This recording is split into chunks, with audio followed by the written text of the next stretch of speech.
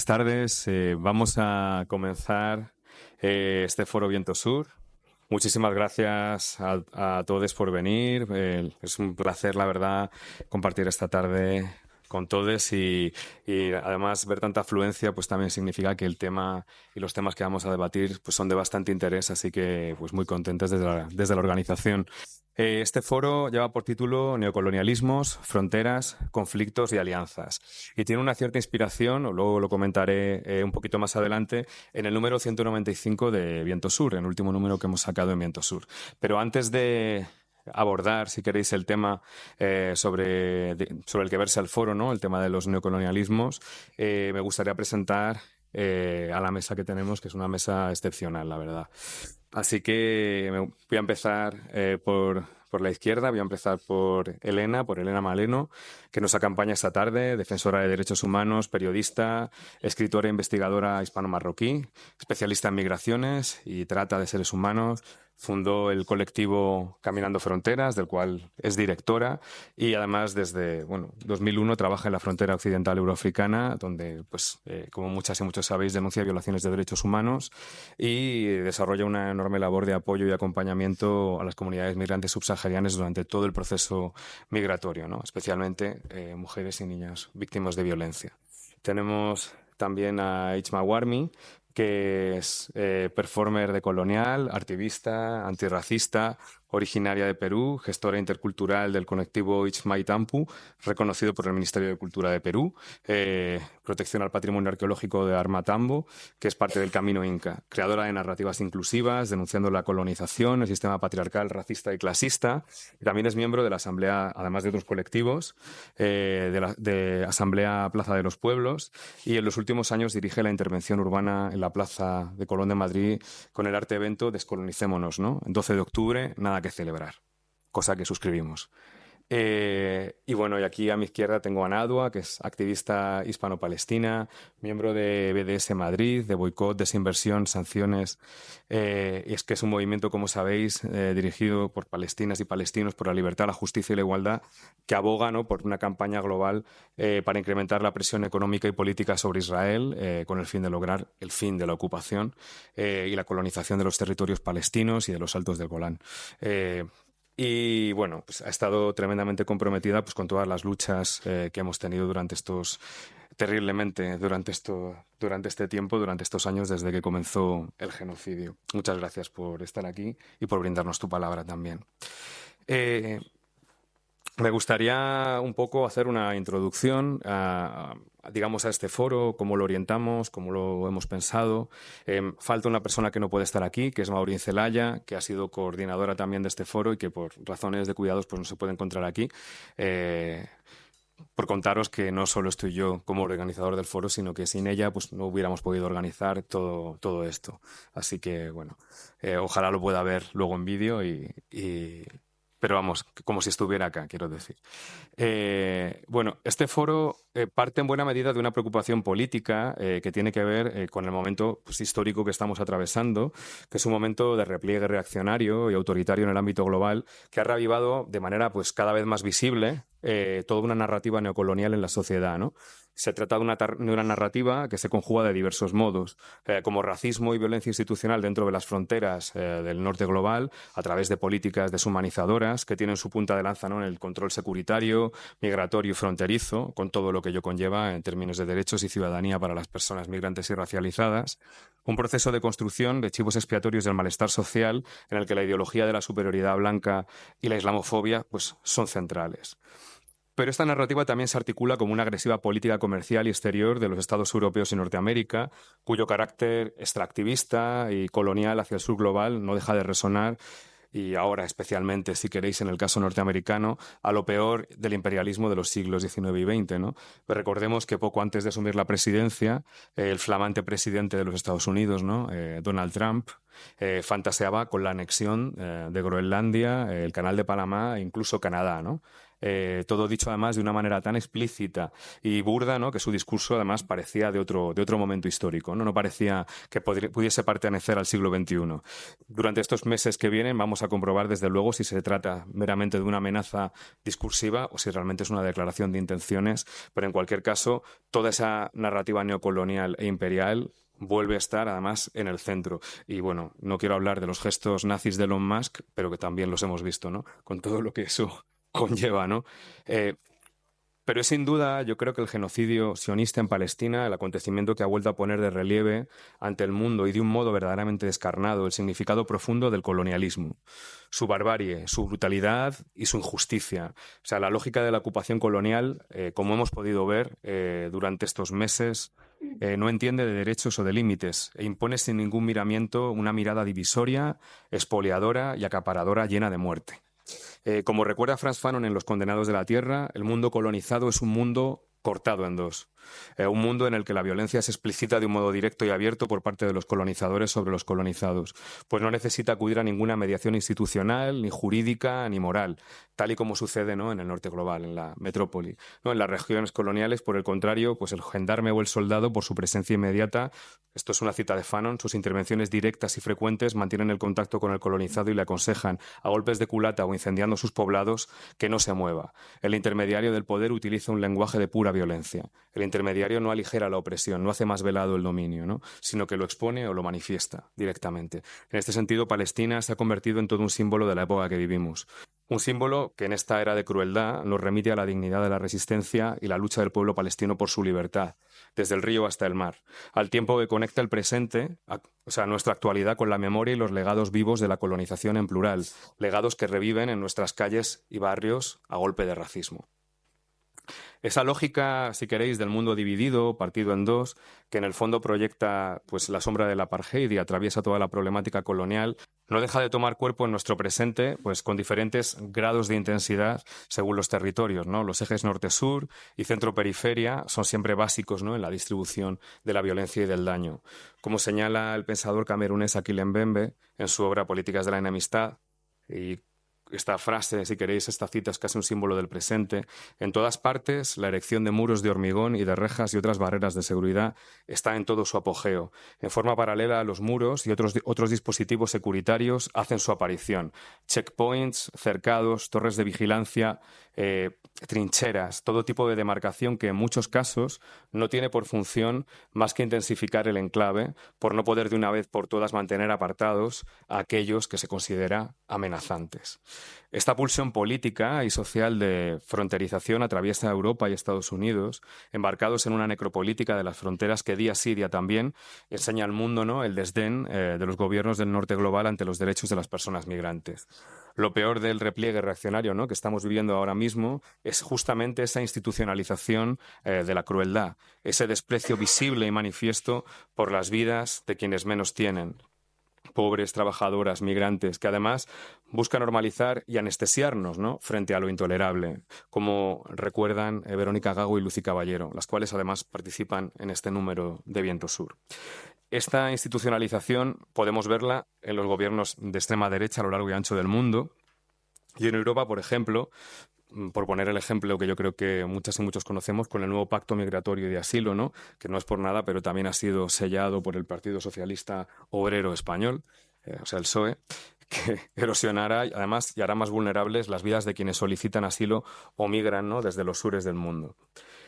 Este foro, como os decía, parte de este número de Viento Sur, que es el número 195, cuyo plural pues hemos contribuido Carolina Melón y yo a organizarlo y coordinarlo, pero en el que participan Salma Macián, Elios Fernández Garcés, Sandro Metzadra, Sayak Valencia, Lucy Caballero y Verónica Gago, y donde hay una entrevista también a la activista Jasbir Puar, de Paula Serna y de Ira Gibris, ¿no? Es un texto en el que hemos intentado llevar por título, digamos, este plural de Viento Sur, marxismo, feminismo y decolonialidad, un cruce de luchas y perspectivas, ¿no? Intentando precisamente mostrar que una época tan abigarrada, tan complicada como la actual, debe ser enfocada y mirada también justamente desde un enfoque amplio, abierto, que nos permita asir la complejidad del presente, ¿no? Entonces, en ese sentido, hacemos una cierta, abogamos un tanto por una forma de entender la interseccionalidad como diría Angela Davis, desde el punto de vista de la importancia de la interseccionalidad de las luchas, ¿no? La interseccionalidad de los antagonismos.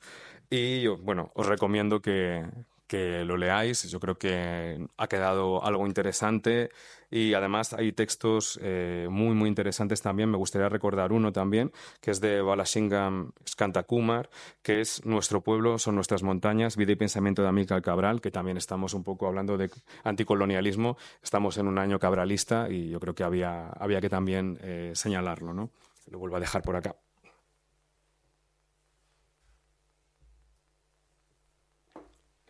Eh, bueno, por ir terminando esta breve presentación, yo creo que uno de los temas también que abordamos, como os decía, esa visión interseccional, yo creo que es imposible no pensar ni a nivel histórico, desde un punto de vista teórico, ni a la hora de entender la complejidad de la actualidad, el colonialismo sin el capitalismo, así como tampoco se puede entender el capitalismo sin el colonialismo, ¿no? Son dos elementos que han estado anudados prácticamente desde el principio, ¿no? Como sistema, el capitalismo como sistema de dominación fundado en la explotación siempre ha sido colonial y racial desde sus inicios, siempre ha generado una estratificación racial también desde el comienzo. Por hablar de clásicos, ¿no? El propio Marx alude al tema colonial en el manifiesto del Partido Comunista y en el Capital señala algo que voy a leer directamente. El descubrimiento de los yacimientos de oro y plata de América, la cruzada de exterminio, esclavización y sepultamiento en las minas de la población originaria, el comienzo de la conquista y el saqueo de las Indias Orientales, la conversión del continente africano en cazadero de esclavos negros, son todos hechos que señalan los albores de la era de la producción capitalista. Estos procesos idílicos representan otros tantos factores fundamentales en el movimiento de la acumulación originaria, ¿no? Todo el comienzo, el inicio, la acumulación originaria del capital, antes de que comiencen los ciclos, digamos, clásicos del capitalismo industrial, se basan precisamente en todo un ejercicio de violencia y desposesión. Pero el colonialismo no solo es un presupuesto del capitalismo. Como Marx descubrirá más adelante, y muchas autoras y autores decoloniales y poscoloniales verán, el colonialismo es una dinámica inscrita en la naturaleza misma del capital, marcada por una tendencia a la valorización infinita y voraz del capital que no entiende de territorios, ni de formas de vida, ni de culturas, ni de ecosistemas. Una dinámica a través de la cual, además del expolio, se subordinaba a poblaciones enteras a través de su conversión en un otro subalterno, deshumanizado, inferiorizado respecto de la cultura y la blanquitud europeas, ¿no? El legado envenenado del colonialismo sigue habitando el presente como colonialidad, integrando un conjunto de opresiones que no dejan de violentar, de recortar derechos a las clases trabajadoras migrantes y racializadas. Precisamente la narrativa neocolonial, ¿no?, a la que aludía hace un momento al principio, enarbolada por la extrema derecha, pero asumida, y esto hay que decirlo, enarbolada por la extrema derecha, pero asumida prácticamente por la mayoría de fuerzas democráticas del arco político europeo, por ejemplo, y a nivel global también, no deja de reactivar todos los viejos repertorios coloniales bajo nuevas formas, ¿no? Tal y como podemos comprobar ahora mismo, ¿no? Todo ello sobrevive, por poner ejemplos, en las redadas por perfil racial, en la ausencia de derechos, en la securitización racista de las periferias, en espacios como los CIES, ¿no?, que son espacios de excepción donde se priva de derechos a personas que simplemente tienen un problema de administración administrativo, donde además no dejan de vulnerarse derechos. Y quisiera recordar que en este momento, en este año, en uno de los gobiernos más progresistas de la historia, pues se va a abrir el más grande de todos los CIES de España, ¿no?, el de Algeciras. Antes de abril tendremos de nuevo un espacio donde se violarán derechos humanos cada 2 por 3. Este escenario, que es un escenario, si queréis, que os dibujo, que es complejo, y más en una semana como esta, que Trump ha asumido la presidencia, ¿no?, y que de alguna manera pues hemos visto los gestos de Elon Musk, que hemos visto cómo toda esa casta tecnoligárquica, ¿no?, pues se ríe, ¿no?, prácticamente de todo el mundo. Urge también pensar cómo no solo diagnosticar todo este presente que conocemos y abordarlo como ahora harán las compañeras, sino al mismo tiempo pensar en vías para precisamente contraatacar, para intentar revertir, para intentar acuerparnos, para intentar construir comunidad. Y de ahí también ese pensamiento o esa mirada, si queréis, antagonista e interseccional. ¿Cómo construir esos espacios, ¿no? Y un poco las preguntas, pues, cómo enfrentar de manera más efectiva, ¿no?, estas opresiones que el capitalismo nos impone constantemente a nuestras vidas en este contexto. Cómo trabajar de manera interseccional de un modo práctico, no antagónico. Cómo subvertir estas líneas de fuerza coloniales eurocéntricas que atraviesan la política, o mejor, necropolítica, ¿no?, del presente. Cómo viabilizar si queréis, si nos ponemos ya como muy... muy optimistas, ¿no? Cómo intentar viabilizar un proyecto anticapitalista y antirracista a partir de estas encrucijadas, ¿no? Que yo creo que es algo fundamental, y sobre todo ante una textura social y ante una dimensión social que no encaja ya en las miradas clásicas de la izquierda europea, ¿no? Estamos en otro contexto, en otro marco, en otro horizonte, y hay que empezar a construir desde otros lugares. Así que, sin más, voy a dar la palabra a Elena y vamos a empezar esta ronda de intervenciones. Muchas gracias.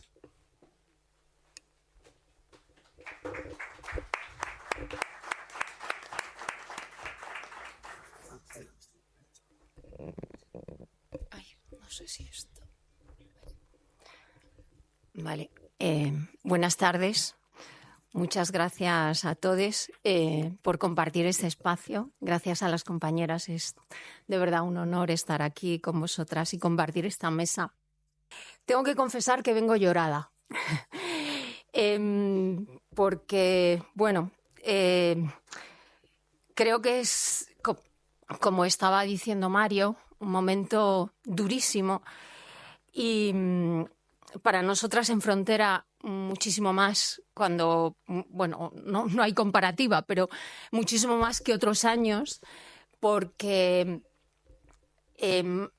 más de 10.000 personas perdieron la vida en las fronteras del Estado español durante el año 2024.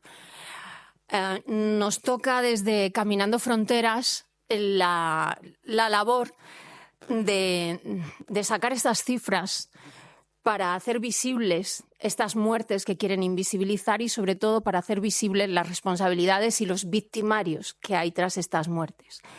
Presentamos el informe aquí en Madrid el día 9. Después nos fuimos a Ginebra. En Ginebra, justo acabo de llegar de allí, se ha celebrado el primer Congreso Mundial de Desapariciones Forzadas y donde había un espacio para las desaparecidas en contextos migratorios. Un espacio un poco controvertido, ¿no? Porque es verdad que había muchas familias en ese congreso, cosa que nos alegró, pero por otro lado también había muchos victimarios en ese congreso, países del norte global, la propia OIM que estaba allí, que una compañera de la frontera bielorrusa le dijo: miren ustedes, están ustedes aquí hablando de desapariciones, contando en teoría los desaparecidos cuando ustedes forman parte de esa, su agencia forma parte de esa necropolítica. Bueno, pues Ginebra ha sido un momento también de reflexión con otras familias, con otras desaparecidas de otros lugares, de otras fronteras, desaparecidas que tienen víctimas, que tienen cosas comunes, ¿no? Estructuras, ¿no? De persecución comunes.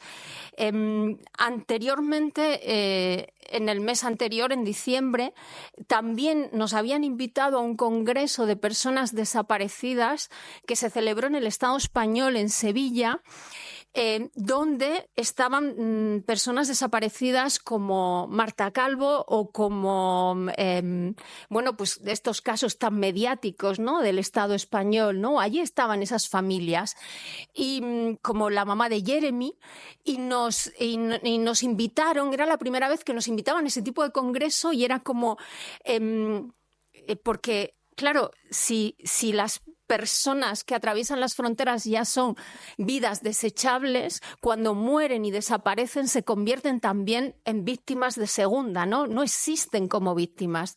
En ese congreso se nos dio la oportunidad de hablar de esas desapariciones, de entender el dolor de las familias y, ¿sabéis?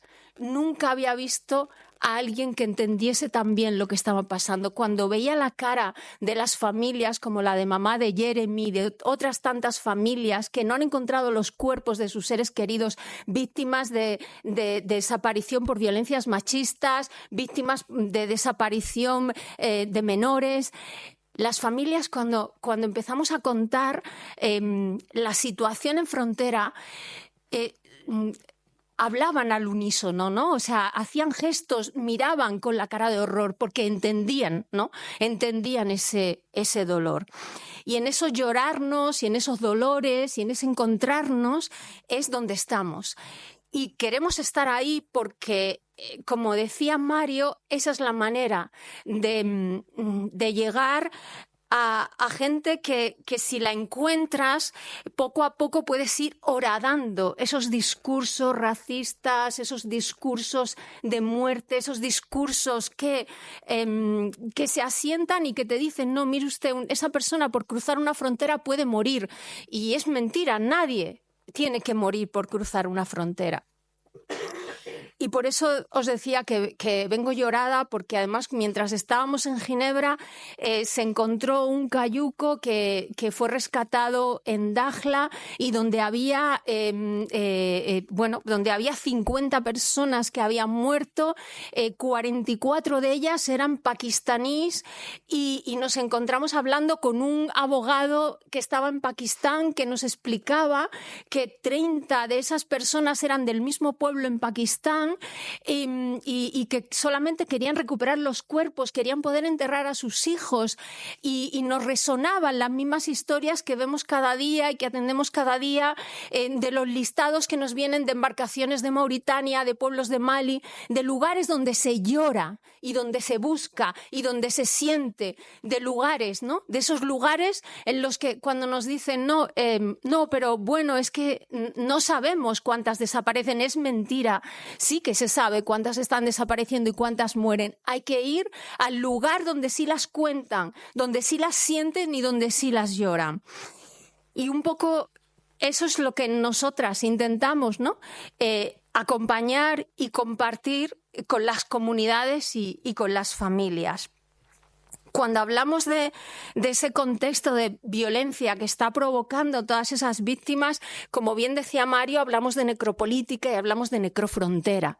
Y hablamos de una política de muerte que cada vez es más dura, más terrible. ¿Y qué tiene en común con otros lugares o qué tiene en común con el genocidio que el Estado sionista de Israel está provocando en Gaza? Pues tienen en común mucho, porque toda esa tecnología que se está ensayando en esos territorios es tecnología que se está ensayando en frontera, es tecnología de control, tecnología securitaria, tecnología que provoca muerte. Y esa tecnología se compra y esa tecnología es responsable también de las 10.000 víctimas del año 2024. Y esas políticas de la disuasión lo que hacen es empujar a las personas hacia vías y lugares mucho más peligrosos, ¿no? Como la ruta atlántica. Bueno, la ruta atlántica que se habla en el año 2019 de nuevo y que desde entonces vemos que crece y que vemos que además muchas de las embarcaciones que transitan por esa ruta atlántica, la mayoría este año están saliendo desde Mauritania, se desaparecen en el fondo del océano Atlántico. Este año pasado vimos como una embarcación que nosotras habíamos alertado a las autoridades, nuestra organización, que había salido en el mes de enero, aparecía en República Dominicana, 14 osamentas, y era la embarcación que se había alertado y apareció en República Dominicana en el mes de agosto. Por lo menos esas familias pudieron descansar en paz porque tenían un relato, sabían la verdad de lo que allí había pasado. Ahora nos queda un largo camino para poder hacer esos test de ADN e identificar esos cuerpos. Esas políticas de la disuasión no son otra cosa más que un negocio, ¿no? El negocio del control securitario, el negocio donde han invertido las empresas de venta de armamento, que saben que provocar conflictos y empujar a la gente a salir de sus territorios, porque hay una cosa muy clara que nos dicen muchas de las mujeres con las que trabajamos: no tenemos derecho a migrar, pero tampoco tenemos derecho a no migrar. No nos dejan quedarnos en el territorio tampoco, ¿no? Entonces es un doble negocio, tú les empujas, transitas y luego pones todos esos sistemas de control, todos esos sistemas militares donde también hay una inversión de las empresas de armamento. Nosotras, yo se lo decía a Mario antes, no quiero hablar del pacto migratorio. No sé por qué hemos entrado a debatir un pacto migratorio. No sé por qué las organizaciones hemos empezado a leer esas páginas que lo único que estaban y lo único que hacen es refrendar las políticas que ya se aplican de facto. Era simplemente una firma para decir, mira, ya tenemos un documento que nos avala, porque es lo que se hace en la frontera, lo que se está haciendo en la frontera recrudecido y firmado. Yo les decía, no sigamos hablando de ese pacto, no hay que leer esas páginas, hay que quemarlo directamente, hay que decir no. Y ya está, no hay debate. Lo mismo que ya nos negamos a hablar de vías legales y seguras. ¿Qué son las vías legales y seguras? ¿Qué es más seguro que una persona se pueda comprar un ticket de avión o un ticket de un ferry? ¿Qué son esas vías legales y seguras que además han obligado a las organizaciones a estar siempre sobre ese discurso? No, miren ustedes, no queremos sus discursos. Y ahí engarzo con lo que decías de la narrativa. No podemos crear narrativa entrando en sus narrativas, porque nos están cercenando, nos están destruyendo. Esas vías legales y seguras o esa migración circular, ¿no? Es otro de los conceptos. ¿Qué migración circular? ¿Qué está pasando con la migración circular? ¿Quién dijo? ¿Quién ha puesto encima de la mesa los efectos de la migración circular cuando las compañeras de la fresa son violentadas, son violadas, ¿no? Y son explotadas? Nadie. Bueno, pues no queremos hablar de eso, queremos hablar de las estructuras de violencia que se implementan en las fronteras, queremos hablar de los efectos de las políticas de disuasión, queremos hablar de las políticas de la compasión que determinadas izquierdas implementan a través de las industrias humanitarias, esas industrias humanitarias que desgraciadamente muchas organizaciones sociales al final lo que están es reproduciendo un sistema racista, ¿no? De racismo institucional a través de sus protocolos. ¿Quién le entra en la cabeza que una organización social te pueda expulsar de un centro, que pueda ejercer una política punitivista contra ti? O sea, es que es algo que no le entra en la cabeza a nadie, y que podamos ver, si no te portas bien en el centro, que veamos mujeres y bebés expulsados de los centros gestionados por organizaciones sociales. Esas son las políticas de la compasión, la subcontratación barata para tener otros circuitos diferenciados con respecto a los derechos, ¿no?, de las personas que están en movimiento. De eso queremos hablar. Queremos hablar de qué es lo que está fallando, ¿no?, en esos constructos de la industria humanitaria. Queremos hablar también de qué es lo que está pasando con las industrias de la esclavitud, qué es lo que está pasando con la trata de seres humanos. ¿Por qué no tenemos una ley integral contra la trata? ¿Por qué no dejamos de hablar de la trata vinculada a migraciones o la trata vinculada a prostitución, y hablamos de la trata como una violación de derechos humanos, y hablamos de la trata con fines de explotación laboral en los invernaderos de Almería, en Huelva, en Murcia, pero también en la construcción? ¿Por qué no hablamos de todo esto, no? ¿Y por qué no hablamos, que creo que es muy importante, del derecho a la libertad de circulación? ¿Por qué hemos renunciado a hablar de eso? Y eso engancha con el tema del neocolonialismo. ¿Por qué hay pasaportes que valen más que otros? ¿Por qué? Por efecto de esa colonización. ¿Por qué no hablamos del derecho a la libertad de circulación en los países democráticos? ¿Y por qué no hablamos de la externalización? De cómo subcontratamos a países terceros para violar sistemáticamente los derechos de las personas que se mueven con dinero, ¿no?, de la Unión Europea, del Estado español. ¿Por qué no hablamos de eso, no? Y hablar también de lo que está pasando en nuestras costas, de lo que está pasando en nuestras playas, de cómo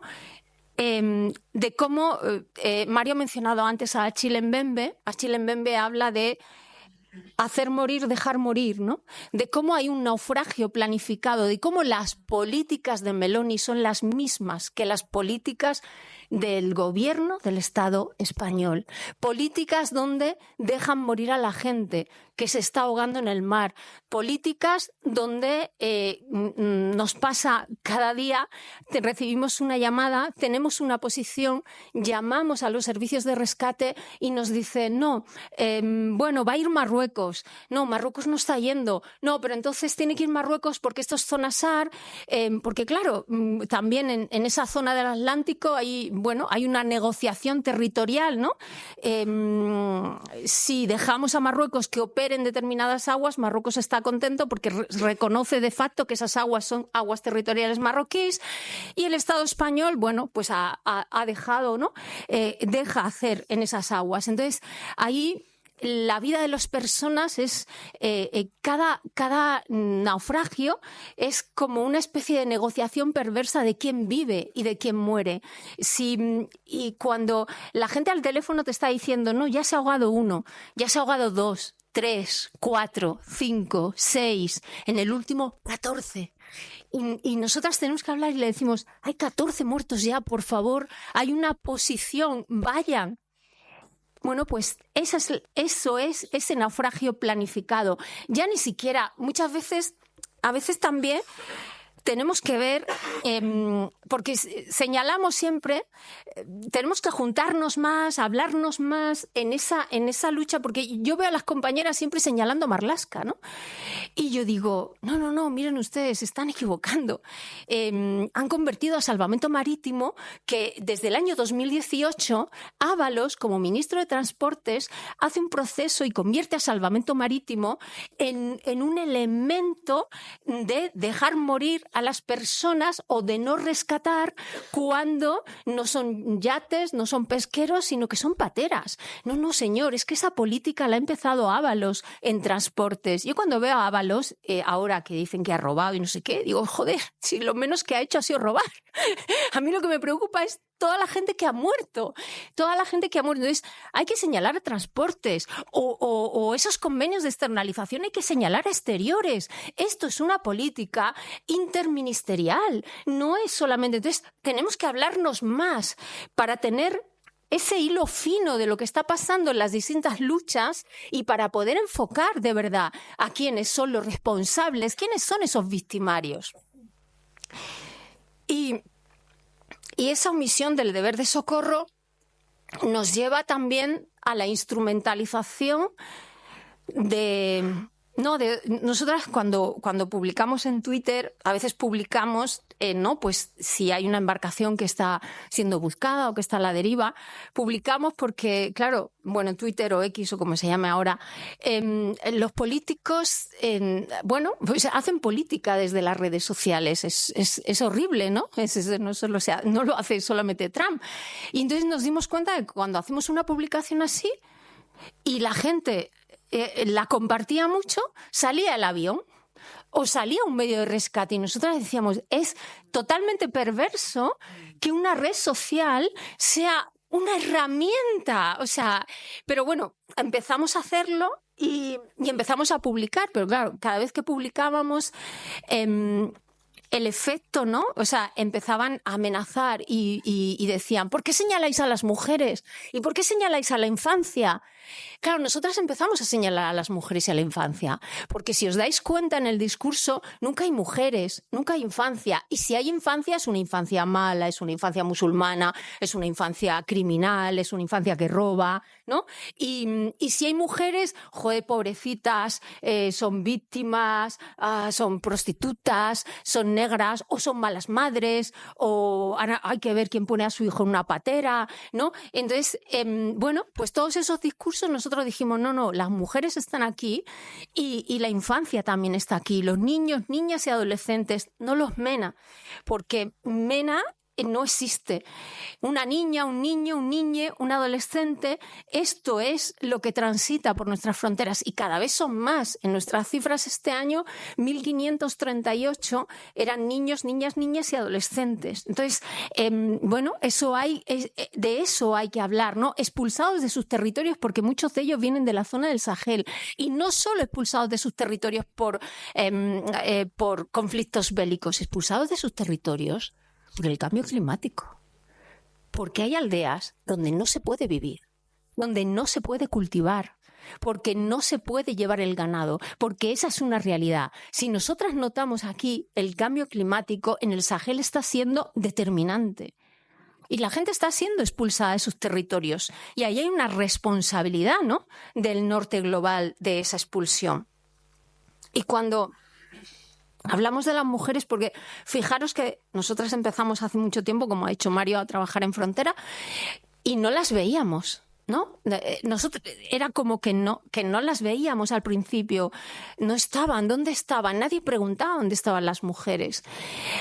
Cuando empezaron a aparecer en el año 2010, fueron como la herramienta como para construir al Salvador Blanco. No sé si os habéis dado cuenta que la UCRIF, que es la misma policía de control de fronteras, es la misma policía que se dedicaba, y salió en Telecinco, ¿no? ¿No? Contra la trata, tal.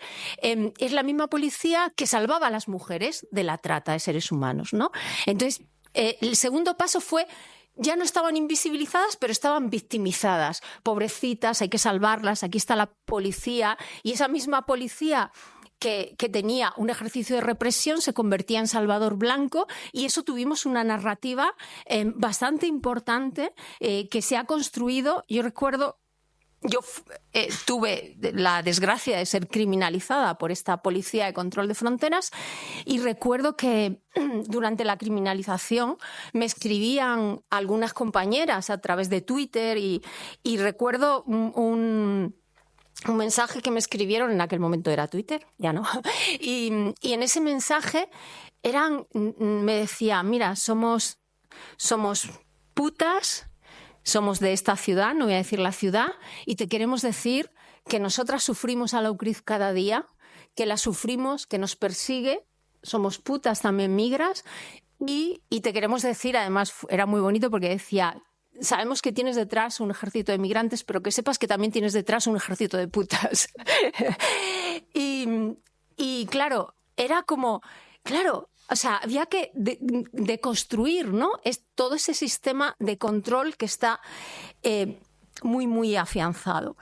Y después de esa victimización, nosotras empezamos, bueno, pues a trabajar con las compañeras que están en esos movimientos migratorios, y las compañeras, fíjate, nos decían, por ejemplo, no, es que cuando llegamos al CETI de Melilla, ¡buah!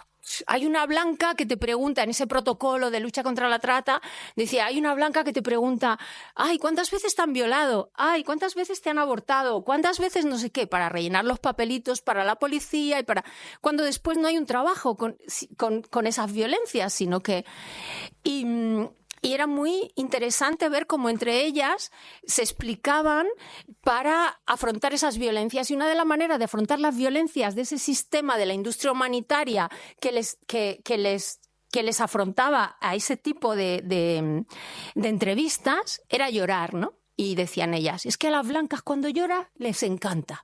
Tú te pones a llorar, ya dejan de preguntarte, y nosotras siempre cuando viene una nueva dice, tú llora, porque así eso les encanta. Entonces, ahí empezamos a trabajar, ¿no?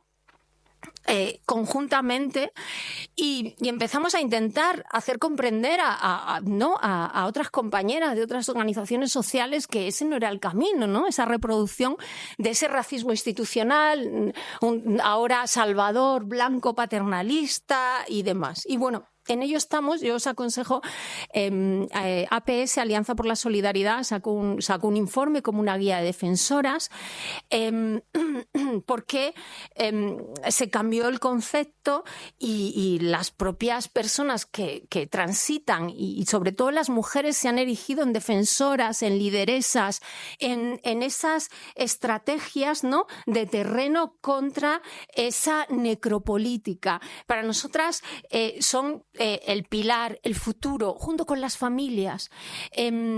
Algo que es y que lo sabemos, ¿no? Porque tenemos las cunetas de la Guerra Civil Española todavía, es que la lucha de las familias por la búsqueda de un desaparecido, por la identificación, no termina nunca. Se hereda y lo estamos viendo. Dentro de un mes será los 11 años de la masacre de Tarajal. Las familias siguen cada año reuniéndose en Camerún. Las familias siguen pidiendo justicia. Desgraciadamente, no se han identificado los cuerpos todavía del lado del Estado español, y no se han identificado porque eso ha sido un instrumento para que las familias no pudiesen personarse en el tribunal y pedir justicia. Y las familias, hace unos años era imposible. Tú ibas a una comisaría y decías que querías denunciar una desaparición en frontera y el policía te decía que estabas loca, y que además hay un convenio que le encanta al gobierno del Estado español, que hay un convenio con Cruz Roja para buscar a las desaparecidas en migraciones. Está muy bien, si a Cruz Roja tienen que ir, pero una familia, yo le decía una vez a uno del Ministerio de Justicia, digo, si tu padre con Alzheimer te desaparece un día, ¿vas a Cruz Roja a que lo busque o dónde te vas? No, hombre, eso es a la policía. Digo, pues estos también, es a la policía. Tienen derecho estas personas a ser buscadas, derecho a ser encontradas, tienen derechos, claro que sí. Y a partir de ahí, las familias empezaron a poner denuncias, sobre todo las familias argelinas, que de la diáspora en Francia venían a las comisarías, les echaban y ellos volvían de nuevo. Han empezado a poner denuncias. Empiezan a estar las desaparecidas en frontera en el Centro Nacional de Personas Desaparecidas. Se empiezan a identificar cuerpos y estamos en ese proceso, están las familias en ese proceso. Y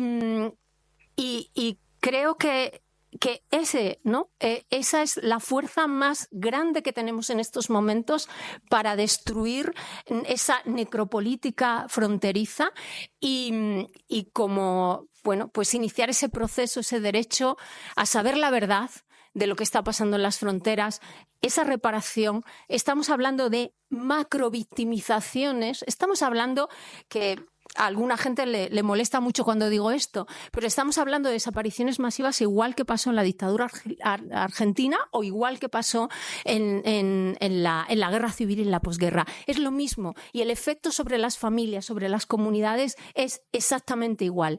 Y en ese proceso seguiremos pidiendo justicia.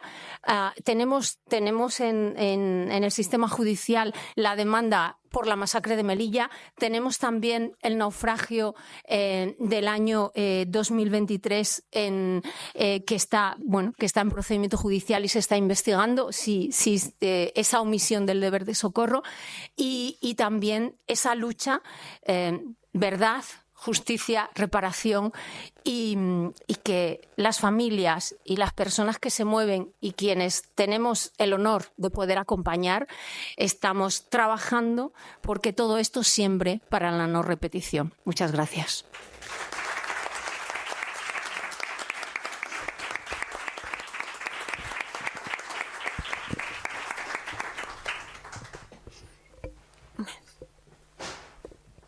Ay, ¿se me escucha? Sí, bien. No, así está bien. Sí, gracias. Vale, pues a ver si consigo ser tan clara y aportar tanto como nos has aportado, Elena. Yo imagino que igual que todas las que estamos aquí, queremos un mundo más justo. Te damos las gracias por el trabajo que haces como personas de este mundo, que queremos justicia e igualdad para todos. Así que, muchas gracias a ti, a tu organización y a todas las personas que trabajan, porque lo que has contado es, aunque todos conocemos la realidad, o creemos que conocemos la realidad, escucharla de primera mano siempre es sobrecogedor y nos deja un poquito, pues, de aquella manera. Es duro. El mundo en el que vivimos ahora mismo se está convirtiendo en algo bastante duro de aceptar, mires a donde mires.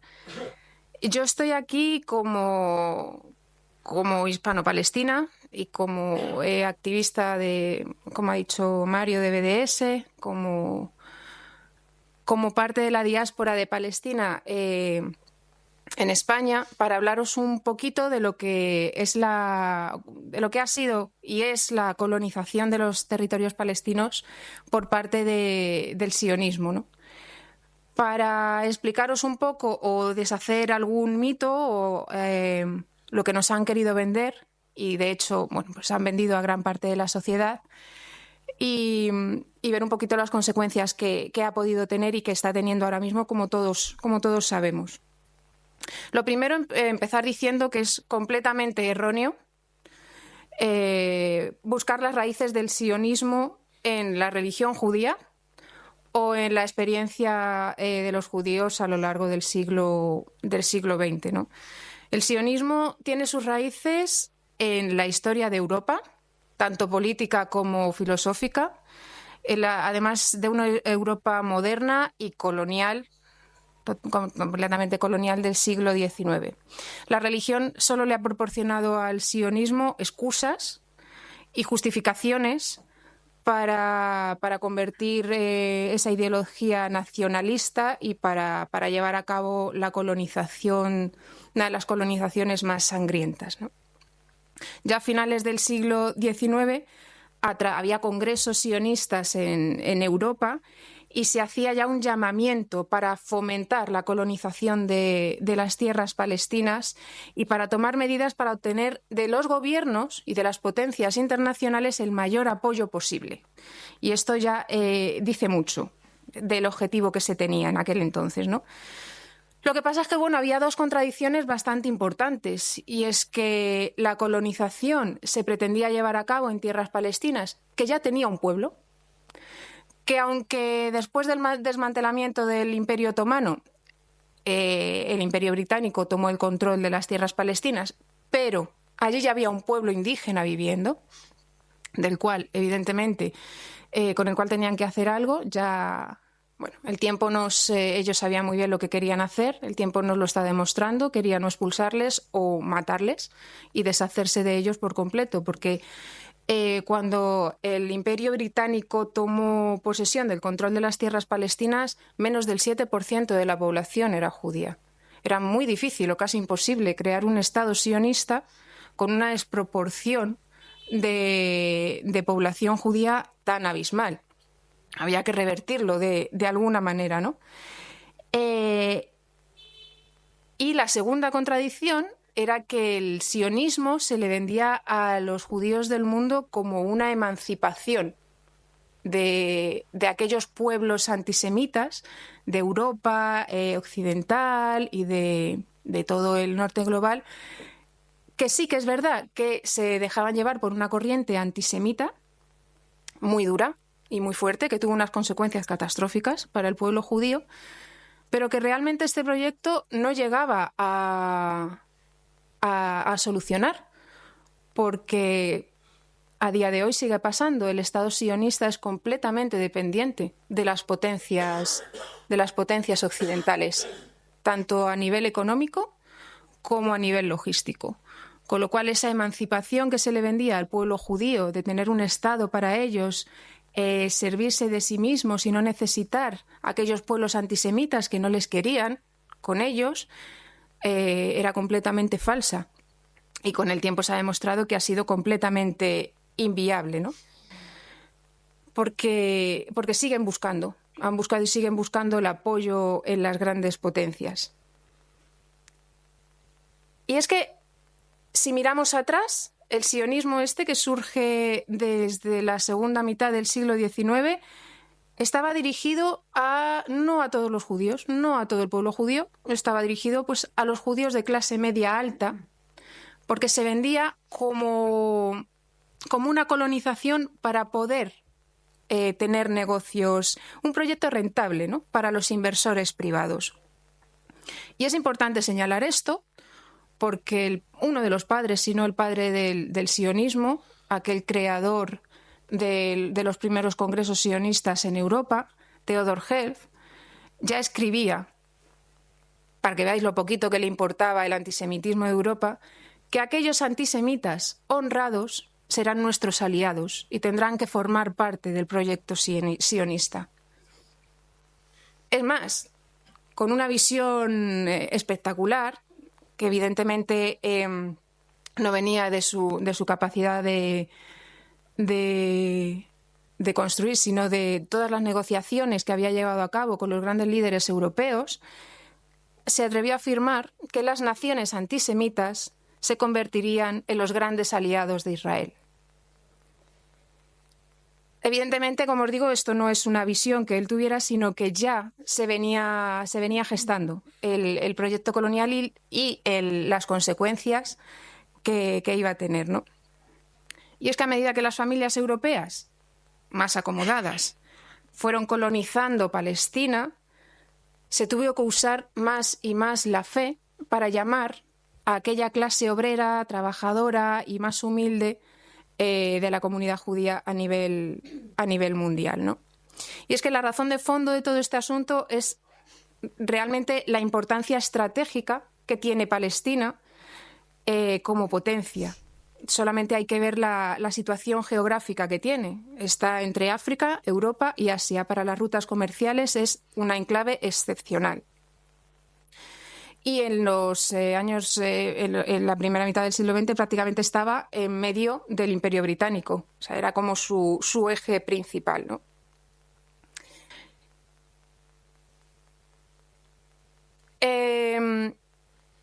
En un principio, la mayor parte del pueblo judío prefería emigrar a Estados Unidos, prefería emigrar a Gran Bretaña, porque tenían más posibilidades, porque eran además población cualificada, población con grandes posibilidades de desarrollo. Esto truncaba totalmente el proyecto sionista, con lo cual los grandes líderes, tanto de Gran Bretaña como de Estados Unidos, cerraron fronteras, sobre todo Gran Bretaña, ¿no? Cerraron fronteras para que los judíos no pudieran emigrar a los países europeos y se vieran forzados a emigrar a las colonias que estaban formando en territorio palestino, para así poder revertir la población, la desproporción de la población judía y empezar realmente a colonizar de manera masiva todas aquellas tierras, ¿no? De esta manera la migración se vio empujada hasta tal punto que en unos años llegaron en menos de 3 años llegaron casi 1 millón de judíos a tierras palestinas. Y Gran Bretaña lo permitió. En esos momentos estaba en su mano y ellos lo permitieron. Es más, colaboraron con las milicias sionistas para atacar y desmantelar cualquier revuelta del pueblo palestino. Todo esto para crear una nación aliada en la región, que ya se venía gestando desde aquellos congresos en los que se planeaban los negocios futuros, ¿no?, de las potencias mundiales. No han pasado muchos años, han pasado casi 8 décadas, no es mucho para todo lo que hemos visto, pero los acontecimientos realmente son reveladores, ¿no? Para que el proyecto siguiese adelante, Israel se ha saltado todas las resoluciones de las Naciones Unidas habidas y por haber. No ha cumplido ni una sola de las resoluciones que se han dictado en las Naciones Unidas. Pero es que esto no ha tenido ninguna consecuencia. Nadie le ha impuesto al Estado sionista la consecución de estas sanciones. Nadie le ha impuesto el cumplimiento de las leyes internacionales. Se ha seguido anexionando tierras palestinas, ha seguido explotando los recursos naturales de los palestinos. No hay, por poner un ejemplo, no hay cascos azules que estén allí vigilando que se cumplan los tratados o las resoluciones que se le impone, ni nadie en el mundo que le impida hacer lo que está haciendo. Es más, hay un sistema de apartheid sobre la población de Palestina brutal que absolutamente nadie en el mundo cuestiona. Hasta el 7 de octubre del año pasado la cuestión palestina había estado completamente silenciada. Nadie se cuestionaba por qué Gaza era una cárcel abierta. ¿Por qué había más de 2 millones de personas viviendo en una franja donde no se permitía ni que entrara ni que saliese nada sin orden israelí? Donde había un bloqueo por tierra, mar y aire. No salía en los telediarios, no se veía en redes sociales, muy pocas voces eran las que denunciaban esto. Y a esto además le tenemos que añadir que en la última década el carácter totalmente reaccionario del Estado de Israel y la hegemonía de extrema derecha de la última década es una extensión lógica del movimiento sionista. No cabía esperar otra cosa. Se ha colonizado un territorio de una manera más brutal y salvaje, solo comparable a la colonización que se ha llevado a cabo en tierras en el continente americano o en el continente australiano, eliminando por completo o tratando de eliminar por completo a la población indígena. No es una colonización como la que se hizo en África o en Sudáfrica, no es un estado de apartheid como el africano. Al Estado de Israel no le interesa la mano de obra palestina, no la quieren, les quieren eliminar por completo. La diferencia, por ejemplo, con el estado de apartheid de Sudáfrica al estado de apartheid que hay ahora mismo en Palestina, es que en Sudáfrica el 65% de la mano de obra era indígena. Ahora mismo en Israel menos del 5% de la mano de obra es indígena.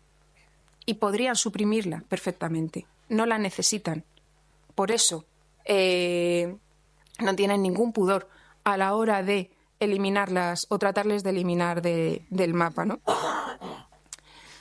Así que, bueno, pues la actitud más o menos extremista de los gobiernos israelíes realmente no es un problema, sino que el problema real y el problema de fondo viene de la naturaleza colonial del Estado de Israel, independientemente del gobierno que esté en ese momento.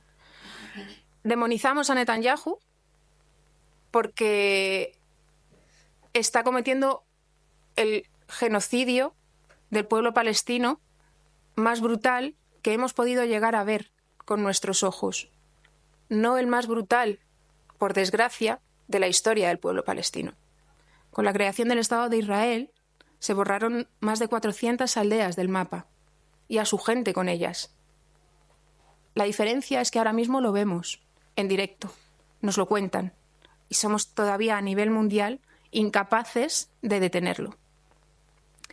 Por eso se ha demonizado tanto la figura de Netanyahu, evidentemente yo lo secundo, pero no es el problema de fondo. El problema de fondo es el Estado de Israel, su política racista, su política extremista y su política que tiene como fin colonizar todo el territorio palestino, toda la Palestina histórica. Y es que esta naturaleza racista y colonial la estamos viendo cada vez más extendida a nivel global, no solamente en Israel, ¿no? Lo llevamos viendo un tiempo atrás y quizá, como decía Mario, en esta última semana podemos constatar con la toma de la presidencia de los Estados Unidos por parte de Donald Trump y sus asesores nazis, porque hay que decirlo, tiene unos asesores nazis, la cuestión se nos torna a los pueblos del mundo y especialmente al pueblo palestino más complicada que nunca. Porque, seamos sinceros, hasta ahora hemos visto lo peor que creíamos que podíamos llegar a ver. Hasta ahora, en este último año, hemos visto algo que jamás pensábamos que íbamos a ver, porque se suponía que se habían creado leyes internacionales después de la Segunda Guerra Mundial para que esto no sucediese más.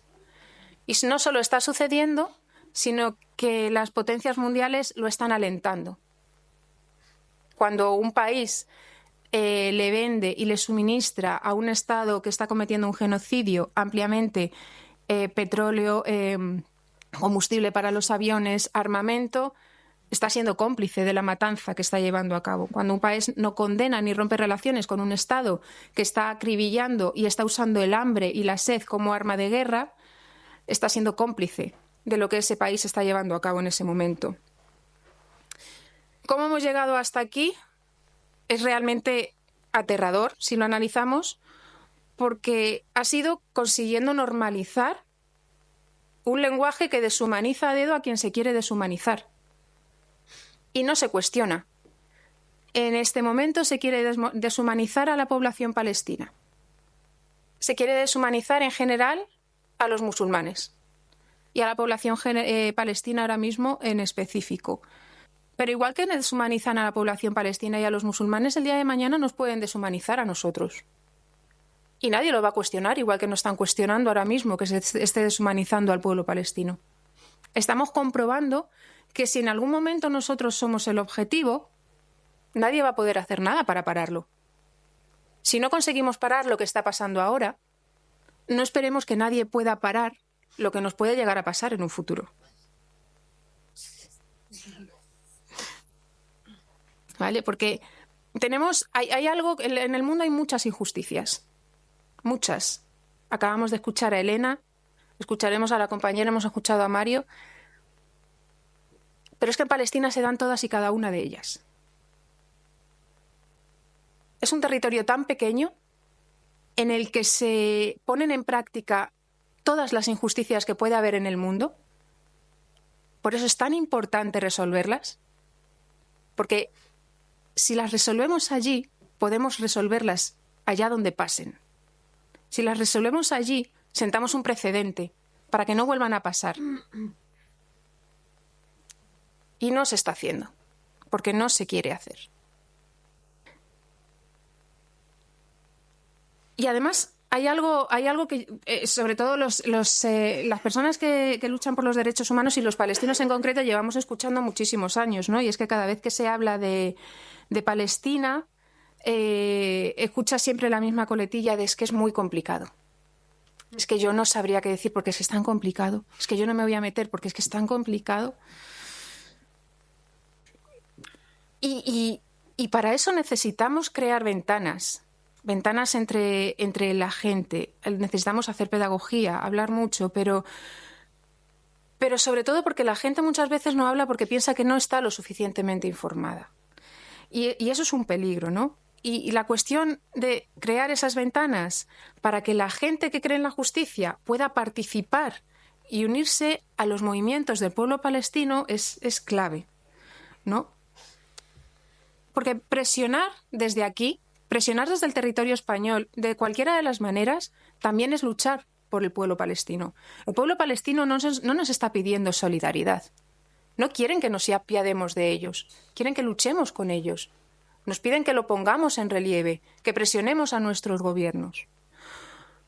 Es algo súper importante y es aquí donde nos tenemos que hacer la pregunta de cómo hacer para que los distintos movimientos sociales se unan entre sí y encuentren una relación y un lenguaje para luchar en común, todos ellos, ¿no? Con los mismos objetivos. Es importante, desde mi punto de vista, coincidir en la interseccionalidad de los movimientos sociales. Pero tenemos que tener en cuenta también algo que ha mencionado Elena, y es que hay que tener en cuenta en juego toda la maquinaria de información y toda la maquinaria de desinformación que nos rodea hoy en día, no solo a través de las redes sociales, sino a través de los medios de comunicación convencionales.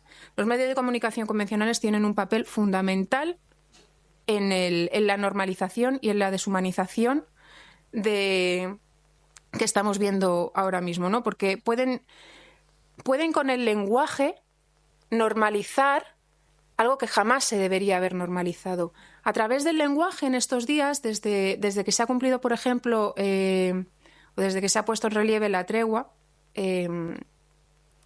hemos escuchado, indignándonos, cómo los rehenes israelíes son rehenes, lo primero, tienen una vida, tienen un nombre, sus sueños truncados en este último año, pero los palestinos son prisioneros, como si hubiesen hecho algo para estar retenidos por el ejército israelí. Cuando los palestinos, hay por decenas de miles palestinos en cárceles israelíes sin ningún tipo de cargo, sin ningún tipo de juicio, a los que se les tortura constantemente. Esto da igual de qué manera se haga, da igual quién los capture, da igual que sea un ejército consolidado, son rehenes. Y hay que ponerlo en relieve. Y no podemos seguir consintiendo que la prensa cotidiana siga tratando a los palestinos como prisioneros, porque en el momento que eres un prisionero es porque algo has hecho, y a los israelíes como rehenes. A los palestinos como terroristas y a los israelíes como un ejército que se defiende. Y esto viene de largo, no es del último año. Llevamos sufriendo yo desde que nací, porque lo llevo escuchando en la televisión toda mi vida, que los palestinos que luchan y resisten de manera armada, por cierto, legítima, no porque lo diga yo, sino porque lo dicen las Naciones Unidas, son terroristas.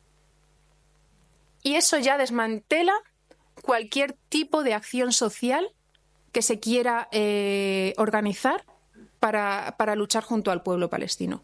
Porque nadie quiere luchar por un terrorista. Todo el mundo quiere que se destruya a los terroristas, que no existan, porque implementan el terror en la sociedad. Y es lo que se le ha hecho ver al mundo, que los palestinos implementan el terror en la sociedad. Y de eso, esa narrativa que Israel ha vendido al mundo, tenemos la culpa las sociedades que se la hemos comprado. De manera directa o indirecta, nadie lo ha cuestionado cuando lo hemos escuchado en un telediario. Nadie lo está cuestionando. O sea, lo estamos cuestionando ahora más con las redes sociales. Sí que es cierto que las redes sociales son un peligro, mal controladas, pero gracias a las redes sociales se ha visto lo que el Estado de Israel está haciendo al pueblo palestino. Se le ha caído la careta al Estado de Israel. Entonces, tenemos que poner el foco muy bien en contra qué queremos luchar y qué lenguaje tenemos que, y a quién le tenemos que exigir ese lenguaje, no solo a los políticos. Le tenemos que exigir ese lenguaje a los periodistas que nos están informando de lo que está pasando. Porque en el momento que se cambia, desinforman. En el momento que se cambia el lenguaje, se cambia la narrativa. Y eso es peligroso. Porque esos medios de comunicación entran directamente en las casas de nuestro país y de todo el mundo. Llegan a donde no pueden llegar las redes sociales. A nuestros abuelos, a nuestras abuelas, a nuestros padres, a nuestras madres, a cualquiera que ponga la televisión y escuche un telediario, o ya lo que no son telediarios, porque por lo visto cualquiera puede ser un experto en lo que está pasando ahora mismo. Hasta Mario Vaquerizo ha hablado de Palestina, ¿no? Y es que una de las claves para que se intente o que se empiece a resolver lo que pasa en Palestina es dejar de nombrar a lo que está pasando como un conflicto. No es un conflicto, es un genocidio. Y lleva siendo un genocidio casi 80 años. Que no hace falta que maten a decenas de miles de personas o a una cantidad de personas determinada para que se esté cometiendo un genocidio. El hecho de impedir que un pueblo pueda vivir en su territorio, el hecho de disgregar a las familias, el hecho de separarlas, el hecho de cortar todas o intentar erradicar toda su cultura ya constituye de por sí un genocidio. Y se le ha llamado conflicto a lo largo de las décadas, como si eso fuera cosa de dos y tú no pudieses intervenir. ¿Y qué ha pasado cuando hemos intentado intervenir? Aquí en España no lo vemos todavía lo suficientemente claro porque no lo tenemos tan encima, aunque nos queda poquito. Pero en Europa, en Estados Unidos, se han reprimido las expresiones a favor del pueblo palestino. Entonces ya no solamente estamos luchando porque no se mate a un pueblo, estamos luchando por nuestra libertad de expresión. Porque no puede depender de qué quieras decir que te dejen decirlo o no. No puede depender de qué bandera quieras izar que te dejen izarla o no. Nos estamos jugando nuestra libertad de expresión, nos estamos jugando mucho más derechos de los que creemos cuando intentamos hablar o luchar en las calles junto al pueblo palestino y nos reprimen y no nos dejan hacerlo, ¿no? Porque Palestina sigue estando sometida a un debate internacional que, como mucho, le está dejando a los palestinos asumir que tienen una catástrofe humanitaria entre manos. Todas las potencias internacionales tienen muy claro que pueden hablar de Palestina, pero los palestinos no pueden hablar de Palestina. Todos pueden negociar lo que va a pasar en Palestina, todos pueden decir si va a haber 1 o 2 estados, pero los palestinos no pueden hablar de ello, ¿no? Es que lo que os he dicho, el mundo espera, sobre todo las potencias occidentales imperialistas, porque el mundo es mucho más que el norte global. También tenemos el sur global al que no se le da la voz que se le tendría que dar, pero sobre todo el norte global, ¿no? Las potencias imperialistas esperan que los palestinos acepten pues un estado de crisis humanitaria permanente, básicamente, ¿no? Que la lucha que llevan a cabo desde décadas les ampare eso, un estado de crisis humanitaria. No les va a amparar nada más. Es un poco lo que nos viene a decir. De hecho, en estos días Donald Trump lo ratificaba, ¿no? Y sí que es verdad que es una persona a la que decimos, bueno, es que está loquísimo, no se le puede hacer caso, es muy imprevisible. Sí, pero hay que tener mucho cuidado. Ha puesto en las Naciones Unidas una representante que afirma que Israel tiene el derecho bíblico a las tierras palestinas. La representante de las Naciones Unidas se basa en un libro mitológico para asignarle a un pueblo las tierras que quieran, ¿no? Hemos escuchado que, de palabras del presidente, que Gaza es un lugar muy bonito, donde sale el sol y en el que se pueden hacer cosas muy bonitas. Cosas muy bonitas suena a que va a reconstruir Gaza, pero con derechos de propiedad. Suena a que se plantean la idea de mandar a la población palestina fuera de Palestina para reconstruir aquello a su antojo. Es como un negocio, un nuevo negocio del ladrillo, ¿no? Lo decían el otro día en Carne Cruda, Gaza ciudad de vacaciones. Y todo eso lo está viendo el mundo. Y la reacción es desoladora, porque no encuentras a nadie que sea capaz de llevar las leyes internacionales a la práctica y sea capaz de parar esto. Como os digo, lo único que se hace es bastante desolador, porque solamente se sacan resoluciones y resoluciones en las Naciones Unidas, como por ejemplo la que en septiembre de este año, las Naciones Unidas, en una sesión de consulta, resolvieron que Israel debía descolonizar todas las tierras palestinas. Septiembre del 2025 tenía de plazo para hacerlo. No lo van a hacer. No lo van a hacer. Y nadie se lo va a impedir, nadie se lo va a recordar. Nadie les va a obligar a descolonizar.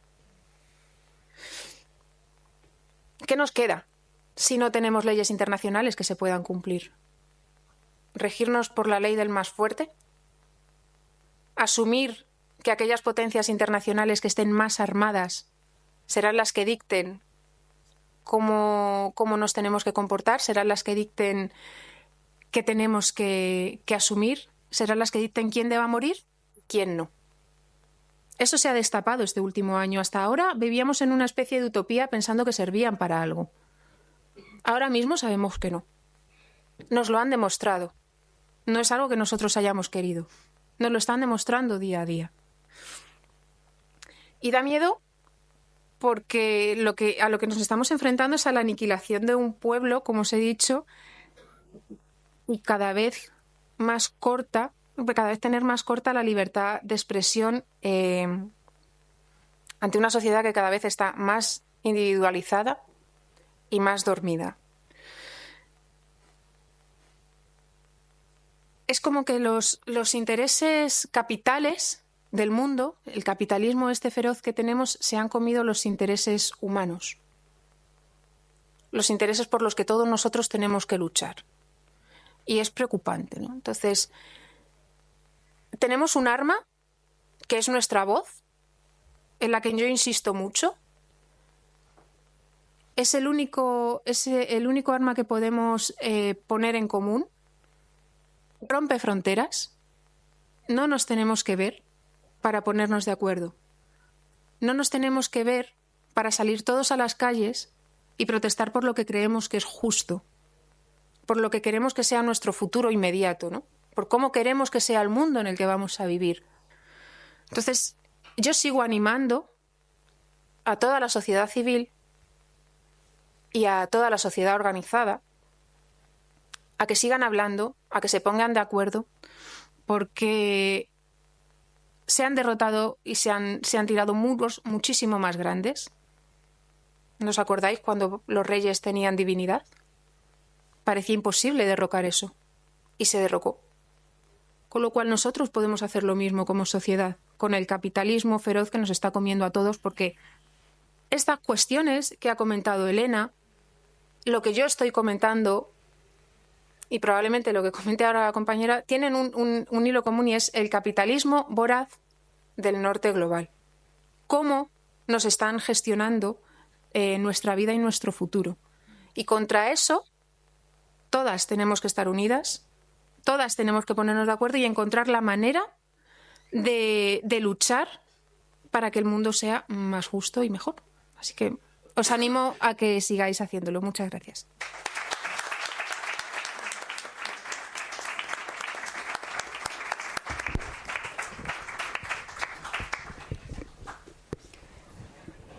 Ning mande ning maye Palestina aradie. Ayintuta, chakta masikuna, turikuna, panaykuna, ñañekuna, ñojaja ishmaykani, ñojaja yakelinkani, ñojaja ishmawarmi. Buenas noches, ¿qué tal? ¿Cómo están todas, todes, todos? Soy Ishmawarmi, me pueden decir Ishmawarmi o... Bueno, es que lamentablemente en estos tiempos hostiles del colonialismo hay que cuidarse con tanta infiltración policial que hay en nuestros movimientos sociales.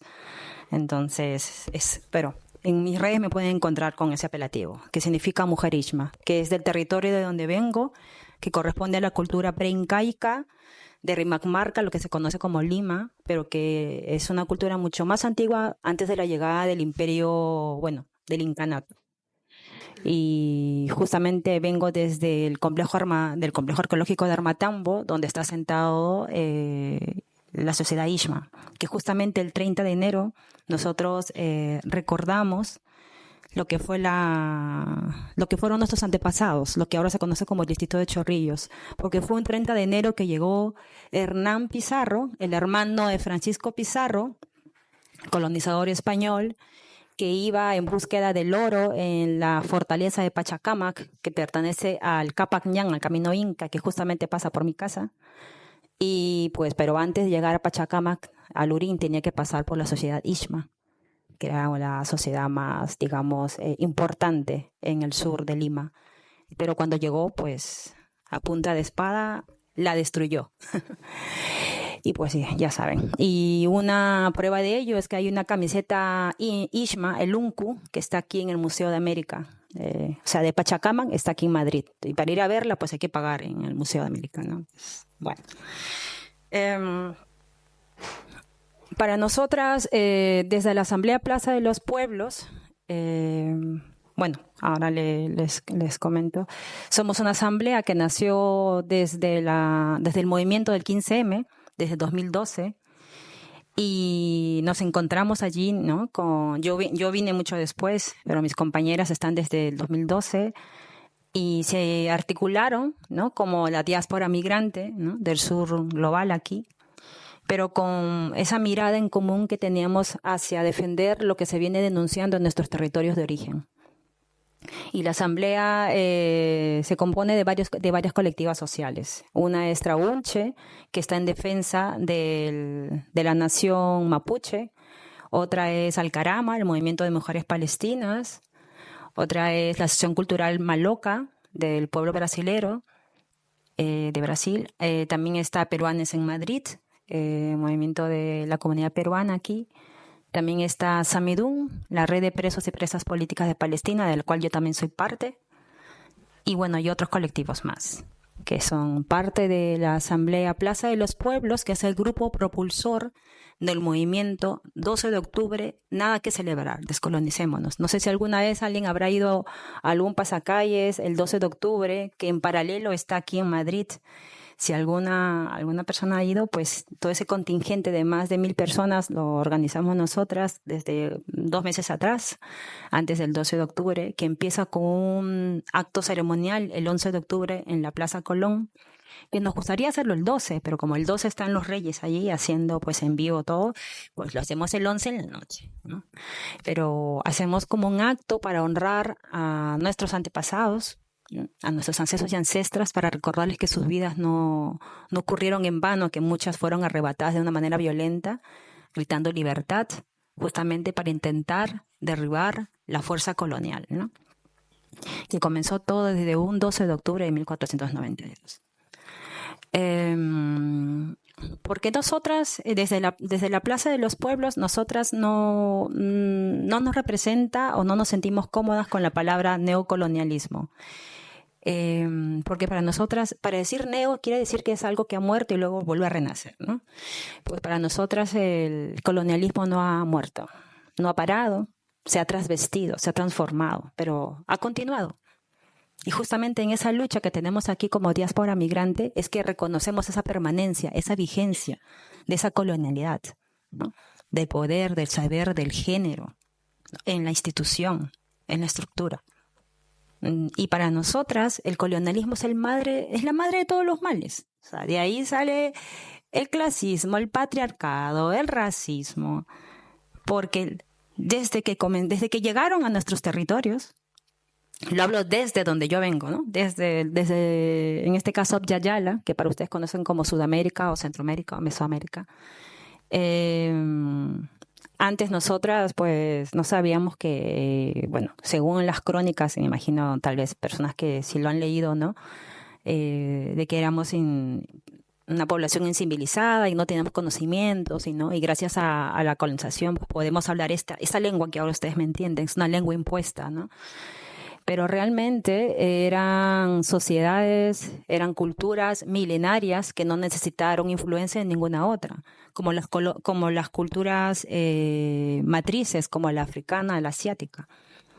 Crecieron en paralelo, evolucionando en astronomía, en matemáticas, en la comida, en muchísimo, o sea, en ingeniería, por el sistema de andenes y de agua y tal. Y realmente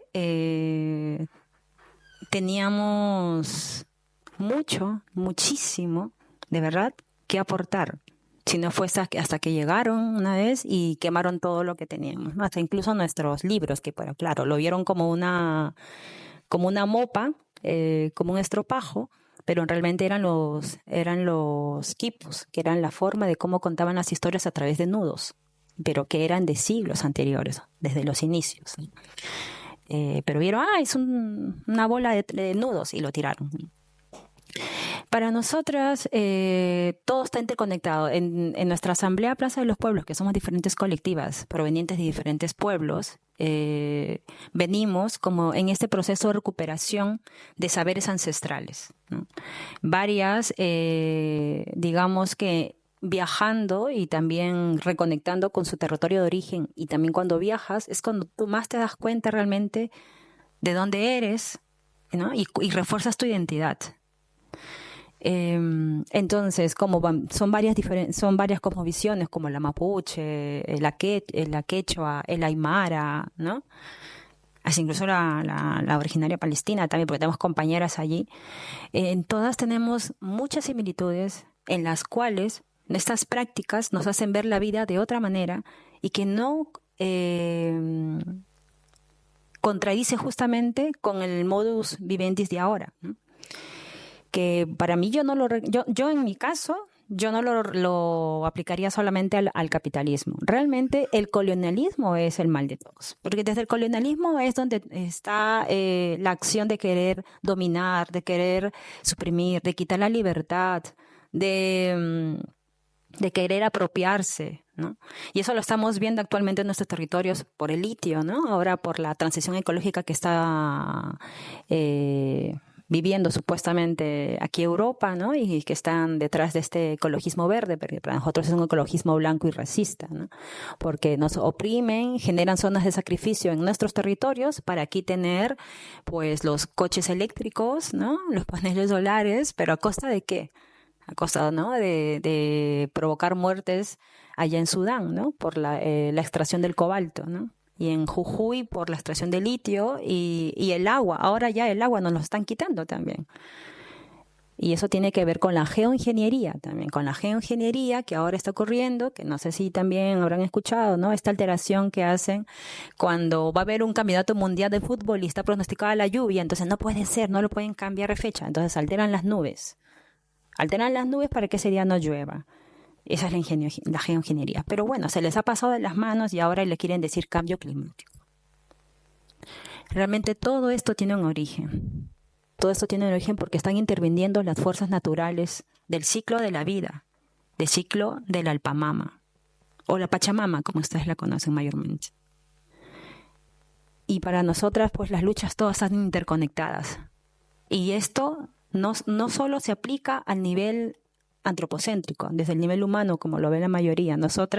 Para nosotras es todo está interconectado. La lluvia, el viento, la tierra, el sol. El humano para nosotros es un elemento más. Pero todo está, ¿sabes? Si crece el maíz, tiene que estar creciendo cerca de otro elemento. Si aquí, en este lugar, el río, digamos, ponen una represa, desvían el curso natural del río, ya están afectando a la energía del río. Y se sabe que eso, cuando a veces pueblos originarios han lanzado advertencias, no le han hecho caso y han ocurrido cosas. A ver, por ejemplo, Teresa Vicente sacó una ley para proteger al Mar Menor, pero inspirándose en una ley que nació pionera en Colombia, en la protección del río Branco como sujetos de derecho. ¿Cómo es que un río puede tener derechos como una persona? Porque justamente se ha demostrado de que cuando han alterado el curso, han ocurrido desgracias para las comunidades. Y eso lo venían advirtiendo los pueblos originarios. Los coguis y los arhuacos lo dicen todo el tiempo. Cuando se acabe el petróleo que tanto extraen, el planeta terráqueo va a parar, porque ese es el aceite que lo ayuda a lubricar. O sea, cada elemento tiene su función en este planeta. Pero el hambre, ¿no?, del ser humano, del capitalismo, porque para nosotros es todo radica en el colonialismo, es que lamentablemente estamos como estamos ahora, ¿no? Con lo que está pasando en Palestina, con lo que está pasando en la nación mapuche, con lo que está pasando en nuestra Amazonía, que la han quemado y que no es coincidencia, y lo hablo desde mi país, Perú, que se aprobó una ley antiforestal en la cual ya se puede hacer comercio con suelo árido en zonas donde antes eran protegidas. Pero, coincidencia, antes no se podía hacer ese comercio porque estaba lleno de árboles, claro. Pero luego aparecieron los incendios el año pasado. Ahora ya no hay nada, ¿no? Ahora sí es suelo árido. Pues ahora sí se puede. Pues esa ley se aprobó justamente poco antes de los incendios. No nos sorprendamos que luego aparezcan allí monocultivos de soja, lo que tanto consume el norte global para su dieta verde y ecologista. Y no nos sorprenda también que hayan macrogranjas también, ¿no?, por el excesivo consumo de carne que también hace el norte global.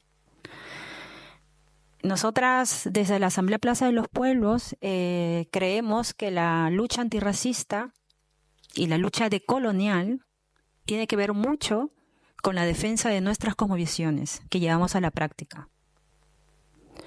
Porque ninguna lucha está separada de la otra. Y no podemos tampoco decir, yo no soy racista porque yo, no sé, tengo una amiga negra, qué sé yo.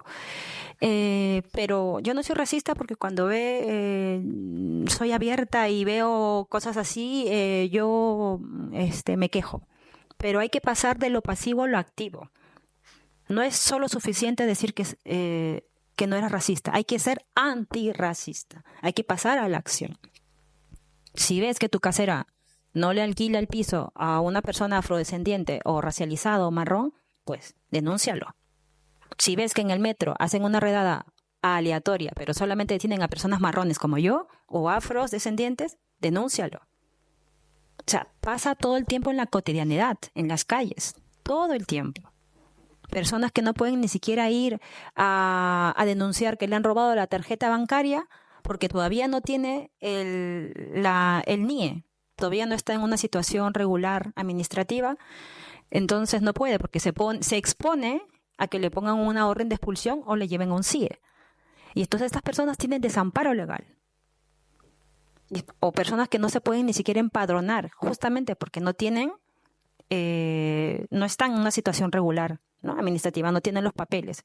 Pero para que tú hagas el arraigo social o laboral, que son de 2-3 años, para poder regularizarte, te piden el padrón. Entonces es un círculo vicioso, ¿no? Y el sistema lo sabe, la ley de extranjería lo sabe. Por eso es que a ellos les conviene que la gente se quede aquí 2, 3 años para que puedan consumir y entrar en ese círculo, ¿no? De trabajos que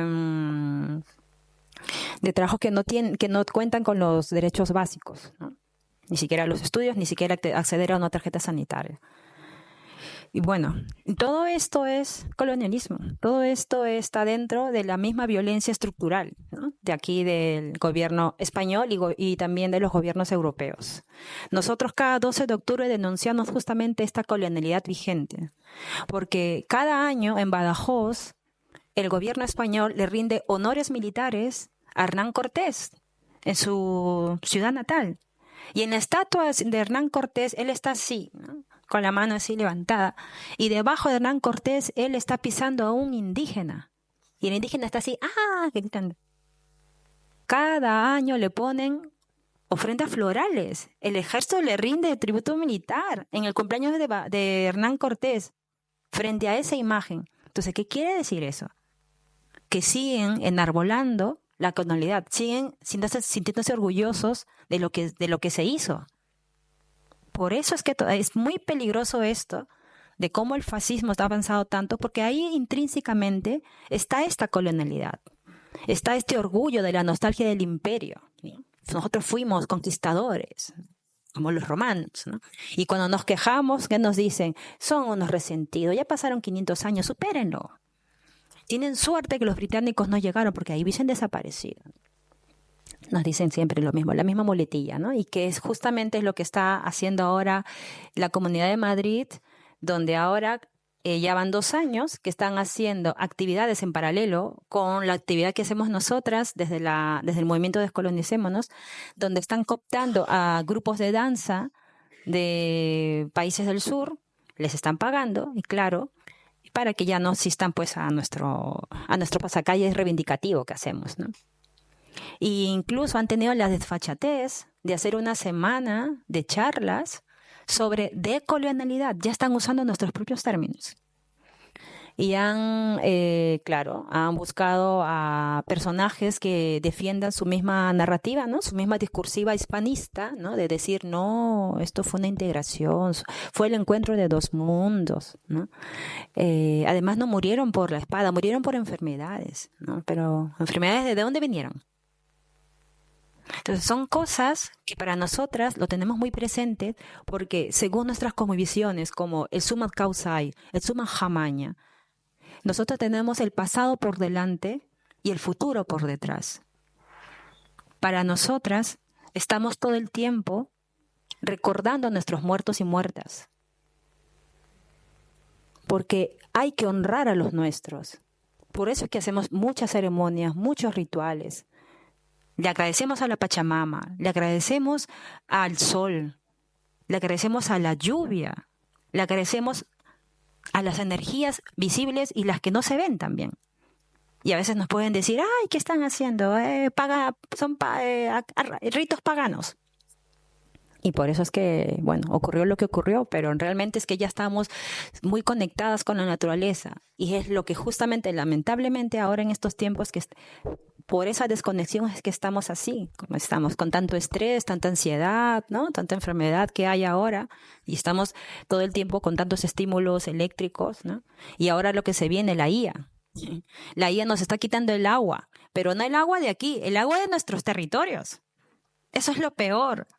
O sea, se están secando pozos subterráneos de México, de Chile y de Bogotá para poder alimentar los megacenters donde están los centros de datos de Google, de Amazon, de Microsoft.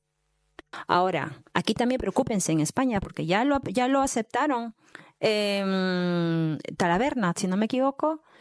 Sí, puede ser Talaverna. Ya aceptaron, ya firmaron el contrato y todo y se van a mudar. Esos megacenters desde Estados Unidos los van a traer a España porque saben que aquí es más barato. Van a trasladar sus datos. Entonces, cada vez que ustedes usan el chat GPT o el Gemini, sepan que se está secando el agua aquí en España. Ahora, porque en el sur ya lo están haciendo ya. Y ha salido ahora un movimiento que es tu nube seca mi río. Que menos mal que las compas allá en el mundo rural ya se están organizando. Pero nosotros los otros la venimos haciendo desde décadas atrás. O sea, por no mencionar el 18 de mayo de 1781, que empezó la rebelión en Cusco, Perú, con Túpac Amaru. Entonces, desde allí nosotros venimos gritando, váyanse, ¿no? Déjennos. O sea, tenemos derecho a la libre autonomía y soberanía de nuestros pueblos y a nuestras propias formas de vida. Y si estamos aquí, tenemos todo el derecho a estar aquí o en cualquier otra parte, porque la migración es un acto natural. Es un acto natural que no solamente está en el plano humano, como también ya lo hemos visto también en los animales, ¿no? Las mariposas monarcas salen de Canadá, pasan por Estados Unidos a llegar a México y nadie les enseña la ruta. Y lo hacen todos los años. Muchas de nosotras, no es que tampoco hemos venido migrando porque queríamos, sino también porque nos hemos venido en situaciones forzadas. En mi caso no lo es, yo he venido por otras circunstancias, pero muchas de mis compañeras vienen porque vienen siendo amenazadas, porque están denunciando a una minera, o por violencia de género, o porque en la comunidad ya ha llegado una transnacional extranjera, qué sé yo, y ya les ha secado el río y la gente tiene que moverse. Entonces, lo que está pasando ahora en Sumapaz, están habiendo incendios por los rellenos sanitarios que son basura que traen de Francia e Italia. O sea, eso es preocupante. El desierto de Atacama llenándose de basura, de ropa europea. O sea, de los saldos de exportación y de lo que no te gustó en tal temporada, pues que sepas que se está llenando en el desierto de Atacama. Entonces, ¿cómo es posible? O sea, sigue siendo esa mirada colonialista de vernos a nosotros en el sur como territorios de segunda o tercera clase, ¿no? Pero nos siguen extrayendo lo que necesitan, ¿no? Antes era el oro, ahora es el litio y el agua. El agua. Ya va a llegar un momento. El agua ya está en la bolsa de valores, que lo sepan, ¿ah? Ya la gente ya la está comprando. Entonces es algo muy preocupante. Nosotras desde la Asamblea Plaza de los Pueblos venimos denunciando todo el tiempo esa colonialidad. La situamos en concreto aquí en España porque vivimos aquí muchas, ¿no? Algunas están aquí todavía, otras están en proceso de retorno, como en mi caso también, porque en un momento ya vemos que también en nuestros territorios hay mucho por hacer. Entonces, lamentablemente, esa misma mirada colonialista se mantiene. Y esto no escapa de ninguna de las luchas, porque lo que pasa en las fronteras, lo que pasa en Palestina, es racismo y colonialismo. Y hay que actuar frente a ello. Pero para actuar frente a ello hay que salir del discurso y pasar a la acción. Por eso es que nosotras también defendemos el derecho a la resistencia, el derecho a que nos podamos defender y no ser siempre las eternas víctimas, ni tampoco depender de la cooperación internacional, que también es otro brazo, otro músculo, que lamentablemente a través de la caridad perpetúa esa misma colonialidad, porque hace que la gente no se organice o se desarticule en las luchas porque haciendo parches con proyectos y tal, pero realmente no dan solución a los problemas de raíz. Y lo digo porque soy consultora en cooperación internacional y hemos hecho un informe desde el peligro que ocurre con las defensoras ambientales, las defensoras que van en defensa de los ríos, de la tierra en el sur global y vienen a pedir asilo y protección a Europa y en específico en España y pasan por muchos casos de racismo aquí. Y por eso es que nosotras cada año nos mantenemos fehacientes en seguir denunciando esa colonialidad, en que el 12 de octubre no se debe de celebrar, no es una fecha para celebrar, sino para recordar que eso no debería volver a pasar, pero sigue ocurriendo, ¿no? Como está pasando ahora en Palestina, que es un colonialismo puro y duro, y que debería de hacerse una revisión de memoria histórica a largo plazo, ¿no? De cambiarse los nombres de los colonizadores, ¿no? De Colón, de Francisco Pizarro, Hernán Cortés, de empezar a tener voluntad política para hacer una reparación, de hacer devolución de lo que no les corresponde, lo que no les pertenece. Así se queden sin museos, pero que esos objetos tenían una función espiritual de donde los robaron. Entonces, todo eso lleva tiempo, pero hay que tener voluntad política y hay que reconocerlo. tenemos una gran herida colonial que debe ser sanada. Sí se puede lograr, sí, podemos llegar a esa, digamos, reconciliación, pero para empezar hay que reconocerlo. Y para reparar hay que comenzar a actuar. Por eso nosotros cada año, 12 de octubre, nada que celebrar, y lo mantendremos con las futuras generaciones migrantes que siguen viniendo y que tenemos todo el derecho de permanecer aquí, así como pagamos los mismos impuestos como lo pagan ustedes y exigimos los mismos derechos por estar aquí, y que también es parte de esa responsabilidad histórica que tiene Europa con los pueblos que fueron sus excolonias. Eso, gracias.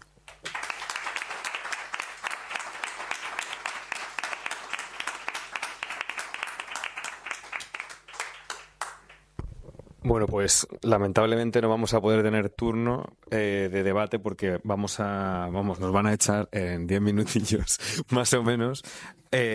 Así que tengo aquí unas hojas, no las he podido pasar, pero os las voy a dejar por si podéis pasarlas rápido, por si queréis tener información de los foros Viento Sur. Os voy a pasar. Pero sobre todo, muchísimas gracias a las tres porque ha sido un verdadero honor estar en esta mesa, y creo que todas las discusiones, todos los debates que han salido son centrales, y creo que como han quedado muchas cosas, pero creo que por charlar, por debatir, volveremos a encontrarnos y habrá que lanzarlo con un formato donde tengamos quizá un poco más de tiempo para discutir, para debatir, y nada, yo solo pido un aplauso.